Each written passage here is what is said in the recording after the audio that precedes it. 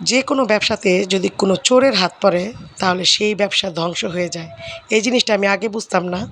অনেক আগে মানে প্রায় আজ থেকে আ ৭-৮ বছর আগে আমার বাবার ব্যবসার মধ্যে একটা চোরের হাত পড়ছে। তাই আমার বাবার যে ব্যবসাটা ধ্বংস হয়ে গেছে, ব্যবসা যে ধ্বংস হয়েছে এটা ১০০% সত্য কথা।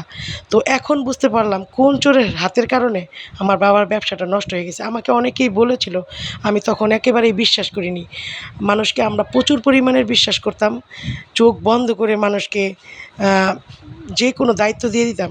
পরে দেখলাম যে না, উম সেই মানুষের আগের কথাগুলো এখনকার মানে সময়ের সাথে বা এখনকার কথার সাথে মিলে যাচ্ছে। তো সেই চোরের কারণে আমার বাবার ব্যবসাটা ধ্বংস হয়ে গিয়েছিল এবং আমার বাবার ব্যবসাটা যে ধ্বংস করেছে আল্লাহ যাতে তার জীবনের প্রত্যেকটা খুশি, প্রত্যেকটা আনন্দ আর প্রত্যেকটা মুহূর্তকে ধ্বংস করে দেয়। তো এখন আমার বাবা নেই, তার প্রতিটা স্মৃতি আমার মনে পড়ে।